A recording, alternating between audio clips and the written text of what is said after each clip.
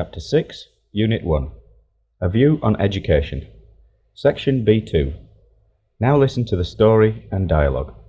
Mr. Mike Taylor, an English teacher working in Phnom Penh, is answering questions about education.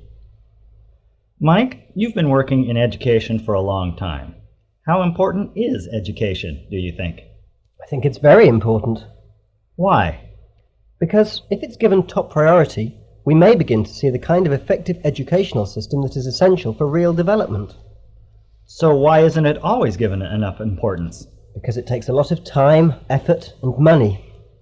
Well, is it really necessary then? It's just not possible to have development in the political, scientific, and cultural fields without well-educated people. And that requires education of a high standard. What do you mean by well-educated people? I mean people who are responsible, who understand their culture and traditions, who care about the whole of society, and who want to and can improve it. But even if well-educated people want to improve their society, they may not get the opportunity. Perhaps it depends on how many there are. What particular improvements in education would you like to see? I'd like to see teachers concentrate more on their students and allow them to participate more. If they do that, we may begin to see some real progress. Thank you very much, Mike, for sharing your views.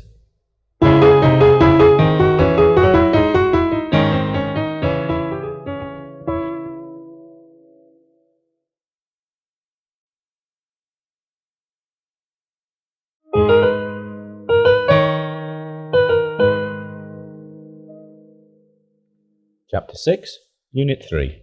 Schools in England and Cambodia. Section B2. Now listen to the story and dialogue. Last week, while Monica was visiting Samrong, Kim Seng asked his cousin about the educational system in England. I don't know either when students in England go to school, or how long they go to school for.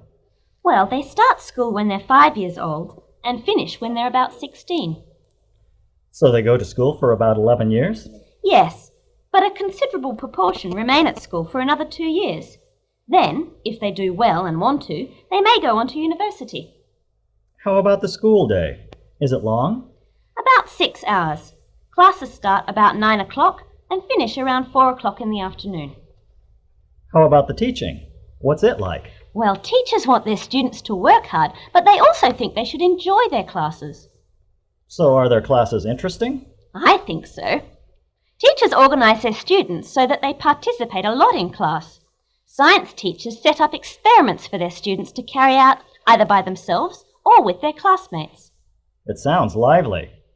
How about after school? Well, there are many activities for students to enjoy, like sport, music and computers.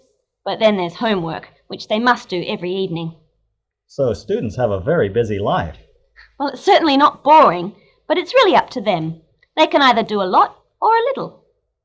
And how much do students have to pay? Nothing. They're really lucky, aren't they?